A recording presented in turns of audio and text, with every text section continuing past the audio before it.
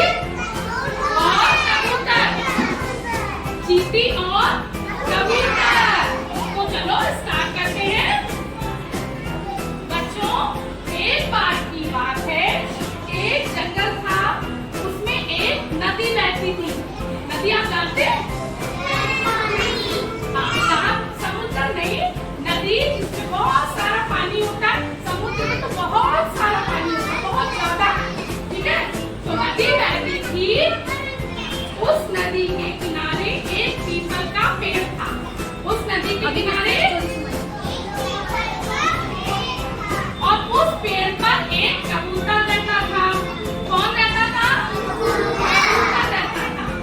एक दिन कबूतर ने देखा कि एक चींटी नदी में बहती हुई जा रही थी। कौन जा रही थी? चींटी बहती हुई नदी में जा रही थी। तो चींटी जो है नदी में जब बहेगी तो वो डूब के मर जाएगी। तो उसने देखा, कबूतर ने देखा, तो उसको उसमें बहुत दया आ गई। किस पर दया आई? चींटी पर। तो कबूतर ने जो है अपने पेड़ से एक पत्ता तोड़कर नदी में फेंक दिया।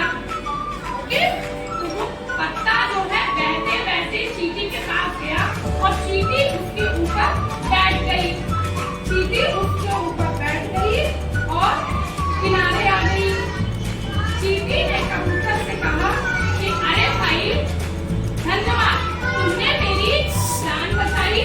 मैं किसी एक दिन तुम्हारे गांव आऊंगी।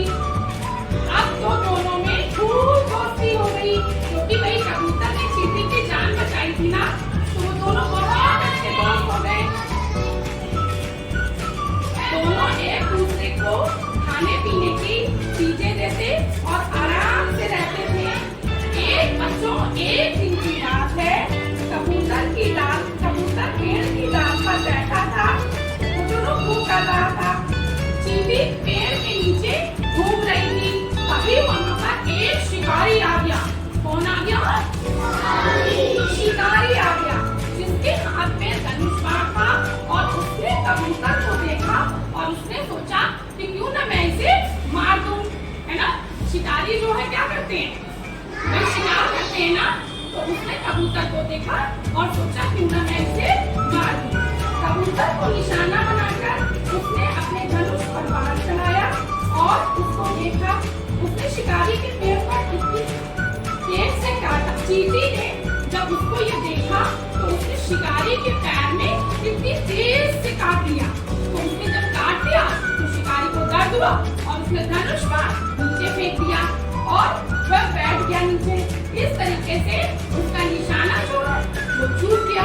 तो क्या हुआ? कबूतर की जान बच गई, है ना। जब उसका निशाना छूट गया तो उस कबूतर की जान बच गई और कबूतर उड़ गया। इस तरह चींटी ने अपने दोस्त कबूतर को बचा लिया, है ना। उसने अपनी दोस्ती निभाई।